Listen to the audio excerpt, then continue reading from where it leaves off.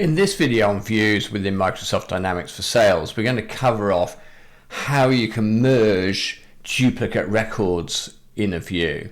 And this applies specifically to contact records, account records, and leads. Now, this is just one in a series that we've done on views within Microsoft Dynamics for Sales. You can see links to others in the series below. Also, if you've got any suggested content ideas or you need any help with Microsoft Dynamics, please see the links below. Now let's just go to the system and we'll show you what I mean by merging records. So inevitably with any system, you're going to get duplicates occur, either because people accidentally add duplicate records or through an import process you might create duplicates. So I'm in an all contacts view, and at the moment there's nothing showing in the top menu regarding merging. However, if I select two records, now here's a couple I made earlier. Test record, all of this is test data by the way. Test record sample 1, test record sample 2. I've got two records, pretty much clearly duplicates. Now if I just tick the boxes there, tick the box, and you'll see we've now got a merge button appear. If I click a third one, by the way, that disappears. You can only merge two records together within Dynamics in one go. And I've now got the ability to merge those two fairly obvious duplicates. If I click on merge, I'm going to have this dialog appear. Now, the first thing to note really is it's going to select, so it's asking me to select which is the primary record. So what will happen is the primary record will continue to exist.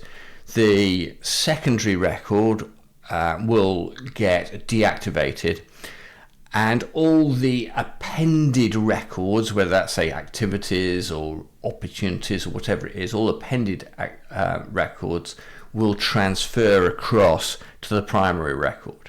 So it's quite important when you're merging records that you decide which is the primary record.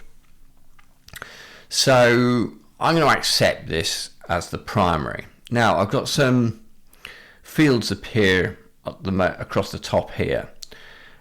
Firstly, I'll go to the bottom one, enable parent check. This is effectively saying if I'm merging two contacts that are actually linked to different account records or different organizations, it's going to stop me doing that because it's saying I'm potentially making an error.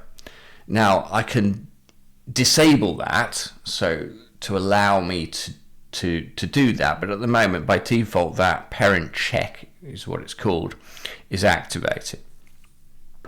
The other one that's ticked at the moment is view fields with conflicting data. So it's effectively in this view listing out any fields on those two records I'm merging that are different. I could remove that and then it automatically lists all the fields that are filled out on the contact record. But I'll go back to that, just allow me to cut that down a little bit. The other one which isn't selected at the moment, if I is this merge records by choosing fields within data. Effectively, if I just click this, what it's going to do is it's going to say if there are any gaps in the data that the subsidiary record, for want of a better description, it has, then it'll push that into the primary record. If both of them have data in a particular field, then the primary record wins. So it kind of automates the whole process. But the point of this is I can actually go through these fields and I can select which I want to keep. So for example, I've got a business phone number here but no business phone number there. I've got nothing in the way of mobile number, so I might as well use that mobile number. If I'm confident that's right, I'm going to use the fax number. Actually, I know it's not the purchasing assistant, they are actually the manager. So I can actually mix and match the fields that I'm using from both records.